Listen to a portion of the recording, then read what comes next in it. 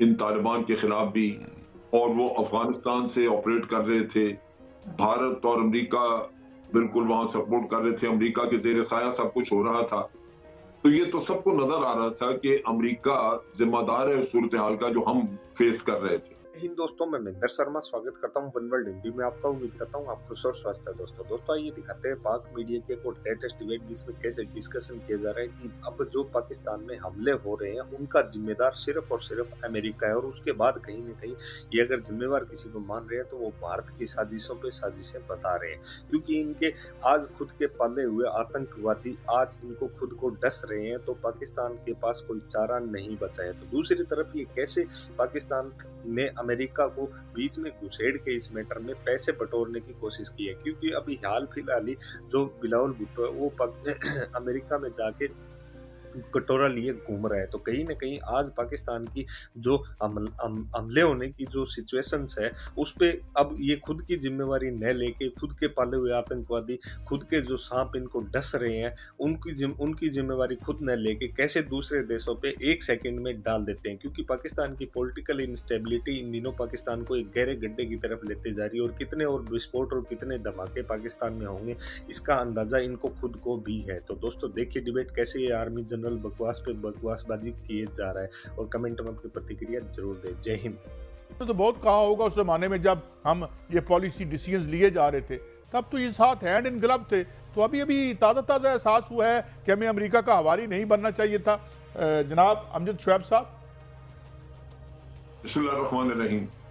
साहब यही चीज इमरान खान कहता रहा बार बार कि अमेरिका के साथ या किसी भी मुल्क के साथ कोई अमन की कोशिश हो तो उसके लिए तो हम साथ निभाने के लिए तैयार हैं, लेकिन अगर वो कहीं जंग करना चाहते हैं तो हम उसमें शरीक नहीं होंगे।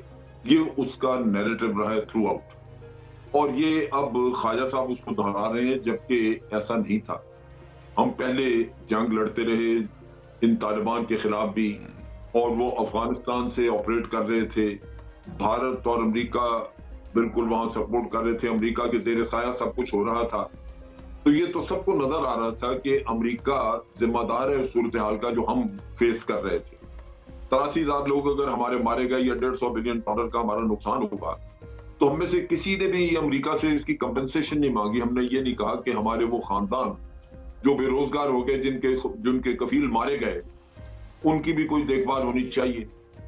आप ये देखिए कि अमेरिका में 9/11 का जो वाकया होता है उसके ऊपर चूंकि उसामा बिन लादेन के ऊपर जिम्मेदारी डाली गई और वो था अफगानिस्तान में। आज अफगानिस्तान के रिजर्व जो है वो पैसा पड़ा हुआ था उधर, वो अमेरिका वापस नहीं करना। वो कहते हैं जी हमने तो कंपनसेशन देनी उन लोगों को जो 9/11 में मारे गए थे। तो हमारे जो लोग मारे गए उनका कोई पूछता नहीं। इसी तरह जो $150 बिलियन का हमारा नुकसान हो गया इकोनॉमी का, उसका भी हमारे किसी लीडर ने जिक्र नहीं किया। नतीजा ये है कि अमेरिका एहसान करता है कि जी आपको हमने $20 अरब दिए थे ये वॉर ऑन टेरर के दौरान। तो चीज ये है कि हमारी लीडरशिप ने अमेरिका को किसी भी वक्त पे कन्फ्रंट नहीं किया। आज अगर आप कह रहे हैं कि हमारी दोस्ती महंगी पड़ी, तो आइंदा के लिए मोहतात रहे। अभी तो अमेरिका भागे जाते हैं, बिलावल कितने दौरे कर चुका है। तो असल किस्सा ये है कि आज भी अमेरिका यहाँ पे फुट होल्ड चाहता है। उसकी अमेरिका की कोशिश होगी कि वो किसी न किसी तरह यहाँ पे वापस आए और यहाँ पे उसको एयर बेसिस मिल जाए जहां से वो ड्रोन ऑपरेट कर सके, क्योंकि इस वक्त ये खिता फिर बड़ा अहम हो चुका है। एक तरफ ईरान के न्यूक्लियर प्रोग्राम को वो रोकना चाहते हैं, दूसरी तरफ यूक्रेन का किस्सा है। यहां से बैठे वो सारा कुछ हैंडल कर सकेंगे और अफगानिस्तान पे भी निगाह रख सकेंगे। अच्छा तो जल साहब, मैं एक शॉर्ट सुनवाता हूं और फिर भट्टी साहब को इन करूंगा।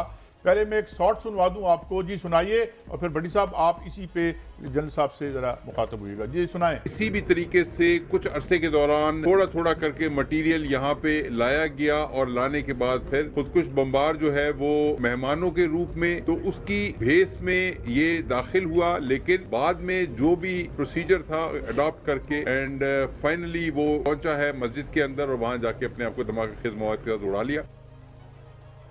जी भट्टी साहब प्लीज।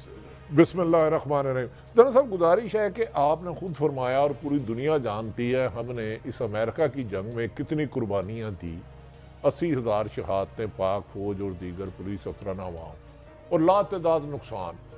आखिर इतने अरसे बाद दोबारा कहाँ कमी हुई कि दहशत गर्दों ने फिर पाकिस्तान को अपनी पनाहगाह बना लिया और हमारे बेगुनाह नमाजी अफसर, फौजी अफसरान शहीद हो रहे हैं। आखिर इसकी जिम्मेदारी का कोई तयन होना चाहिए और इसको रोकने के लिए आप क्या समझे, क्या सदेबाब करना चाहिए अब हुकूमत को इमीडिएटली?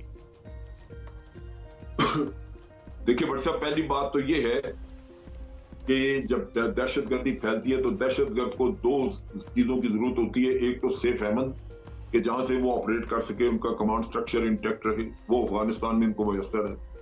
दूसरा पैसा चाहिए होता है क्योंकि इनमें शरीयत वगैरह सारा ये ढोंग है। असल चीज ये है कि अगर किसी ने 3-4 हजार तालिबान पाल के रखे हैं तो उनको तनख्वाहें देनी है, उनका खाना पीना करना है, खुद इन्होंने अपने रोजगार अपनी जेबें भरनी है, इनके लीडर जो है, तो लाजमन होस्टाइल इंटेलिजेंस एजेंसी उस वक्त इनको देती हैं पैसा जब ये उनको कुछ करके दिखाएं। वो ऐसे नहीं पकड़ाते कि जी अच्छा आपको पालना शुरू कर दिया। और कोशिश होती है कि बड़ा बड़ा वाकया कराया जाए, जिस तरह के आपने आर्मी पब्लिक स्कूल का वाकया देखा था, पूरी दुनिया में कोहराम मच गया था। यहां भी यही वाकया उन्होंने बहुत बड़ा किया है, तो इनको पैसे मिलेंगे। अब ये दोनों चीजें आपके बस से बाहर है। हुआ ये है कि अफगान तालिबान ने जब आम माफी दे दी अफगानिस्तान में आते ही, तो वहां पे CIA का नेटवर्क भी इंटैक्ट रहा और रॉ का इंटैक्ट भी, और वो जो ईस्ट तुर्किस्तान वाले थे उनका भी नेटवर्क वहां पे। अब वो लोग वहां पे मौजूद हैं और अफगानिस्तान के अपने अंदर भी दहशत गर्दी है जो दाइश करवा रही है, और अफगानी डरते हैं। अफगान तालिबान TTP को या किसी को हाथ डालते हैं, वो समझते हैं कि ये ना हो कि ये भी जाके शामिल हो जाए दाइश में, तो फिर वो इतना बड़ा मसला बन जाएगा। होना ये चाहिए था कि अफगान तालिबान उस वक्त आके फॉरेन एजेंट्स जो थे उनकी सफाई करते, उन्होंने नहीं की। आज इनको भी मसला बना हुआ और हमें भी मसला बना हुआ है। अब चीज ये है कि इसको हैंडल करने के लिए, चूंकि चाइना को भी खतरा है, यूक्रेन के मामले में रशिया को भी खतरा है, ईरान को भी खतरा है, पाकिस्तान को, ये सारे रीजनल कंट्रीज का कंसेंसस डेवलप होना चाहिए और अफगान तालिबान के ऊपर प्रेशर आना चाहिए कि भाई या तो इनको खत्म करो या फिर हमें एक्शन करने दो इनके खिलाफ। तो ये कहीं ना कहीं आके सेटल करना होगा। रीजनल कंट्रीज ने, अकेला पाकिस्तान नहीं कर सकेगा। अकेले पाकिस्तान की ये सुनेगी भी नहीं अफगान तालिबान, ये मानेगी भी नहीं, जब तक कि इनके हमसाया ममालिक रीजनल कंट्रीज का प्रेशर नहीं आएगा। हमने, हमारी गवर्नमेंट ने इस मामले में कोई कंसेंसस डेवलप करने की कोशिश नहीं की। सबसे ज्यादा इफेक्टेड हम है, पाकिस्तान है। हमें चाइना को और ईरान वगैरह इनको ऑन बोर्ड लेना चाहिए। आपको याद होगा कि आज से 1-2 साल पहले, 1.5 साल पहले रीजनल कंट्रीज की मीटिंग्स हुआ करती थी अफगानिस्तान के मामले में, जो बंद हो गई। तो ये एक ऐसा आंसर है जिसको पाकिस्तान अकेले हैंडल नहीं कर सकेगा। जब तक इनकी सेफ हेवंस खत्म नहीं होंगी, पैसा बंद नहीं होगा, ये काम जारी रहेगा।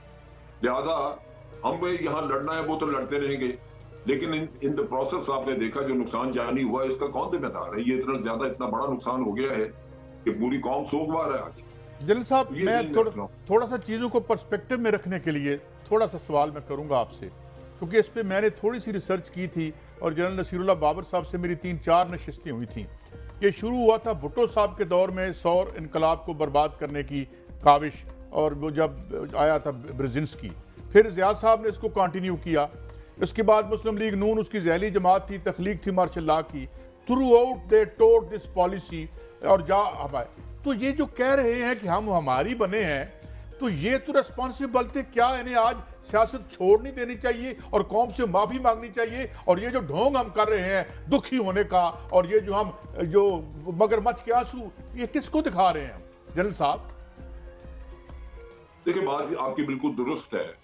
सियासत करना अपनी जगह पे, लेकिन सियासत का अल्टीमेटली जो रिजल्ट है वो ये होना चाहिए कि आपके अवाम की जानो माल महफूज हो और उनको कुछ ना कुछ सहूलत मिले जो कि आप अपने वसाइल में दे सकते हैं।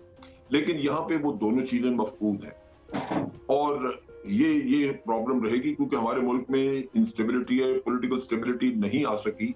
उसके लिए जनरल इलेक्शन जरूरी थे। ये नहीं कि जनरल इलेक्शन आप करवाएं तो उससे फौरन तो आपकी इकोनॉमी ठीक हो जाएगी, वो तो नहीं होगा, लेकिन लाजमन पॉलिटिकल स्टेबिलिटी का एक रास्ता आएगा क्योंकि आपके अवाम की इलेक्टेड गवर्नमेंट होगी और फैसले कर सकेगी। लेकिन यहाँ पे इस स्टेज के ऊपर इंस्टेबिलिटी जो हमारे मुल्क के अंदर है उसका सारी दुनिया फायदा उठा रही है, उसकी इकोनॉमी पे भी नेगेटिव। जनाब साहब, मैं इसमें आपकी रहनुमाई चाहूंगा। अभी आपने थोड़ी देर पहले कौमी असम्बली का इजलास हो रहा था, ख्वाजा असफ सब बड़े खून के आंसू बहा रहे थे, कह रहे थे बोरियां भर के डॉलरों की बाहर जा रही हैं और वो जो पीछे कुर्सियां थी खाली थी। ये तो मुल्क में सियासी इस्तेकाम नहीं पैदा कर सकते, तो ये दुश्मन से क्या निबड़ेंगे? वो तो कह रहे हैं कि इस वक्त बावला इमरान खान हुआ, उन्हें तो ऐसा लग रहा है कि सानिया ये APS हो या ये हो, उनका मसला सिर्फ और सिर्फ इमरान खान को माइनस करना है। डू यू थिंक इस सोच के साथ आप मुल्क का तहफ़्फ़ुज़ कर सकते हैं? नहीं, सवाल ही पैदा नहीं होता। ये जो इस वक्त सूरत हाल है, ये तो लंबे वक्त के लिए छोड़ी नहीं जा सकती, और अगर ये रही कंटिन्यूस ने किया तो इसके नतायज भयानक होंगे। लेकिन दुख किस बात का है, अफसोस इस बात का है कि हमारे पाकिस्तान के अवाम वो बिल्कुल इस वक्त यूं है जैसे कोई भंग भाग पी के सो जाता है। आप सोचिए कि इमरान खान को सपोर्ट बहुत है, रोजाना हम सुनते हैं वो कहते हैं जी कि हम अपने खान के साथ हैं, ये रेड लाइन है, ये इमरान खान के ऊपर उसकी जान लेने के लिए उसके ऊपर हमला किया गया कातलाना। कातिलों ने तो उसको मारने से कोई फर्क नहीं किया था, वो तो अल्लाह ने बचा लिया। लेकिन इस वाक़े के बाद क्या बाहर सड़कों पे कोई एहतजाज हुआ, कोई निकला बाहर? तो ज़बानी जमा खर्च करना अगर कौम की जिम्मेदारी यही है, तो जो बैठे हुक्मरान उनको तो कोई तंगी नहीं। इमरान खान कहता है कि मेरी जान पे दोबारा कातलाना हमला होगा, बिल्कुल होगा, क्यों ना हो। एक तो कातलों की FIR दर्ज नहीं हो सकी, जब आप FIR तक दर्ज नहीं करा सकते, कोई आप JIT नहीं करवा सकते, और अवाम भी बेहिस्सा है कि वो बाहर निकल के एहतजाज नहीं करते, तो कातिल को बिल्कुल वो बड़ी खुशी से दूसरा, तीसरा, चौथा भी वार करेगा। तो असल किस्सा ये है कि हमारी कौम इस सारे सिलसिले को, तबाही को देखने के बावजूद वो इस पे बेहिसी का मुजाहरा कर रही है। जबानी जमा खर्च बहुत है, लेकिन वो वक्त होता था जबकि थोड़ी बहुत महंगाई भी हुई तो पहिया जाम हो जाता था, सरकारी दफ्तर बंद हो जाते थे, हुकूमतें बैठी होती थी लेकिन उनको समझ लग जाती थी कि हम हुकूमत चला नहीं सकते क्योंकि लोग हमारा साथ नहीं दे रहे। आज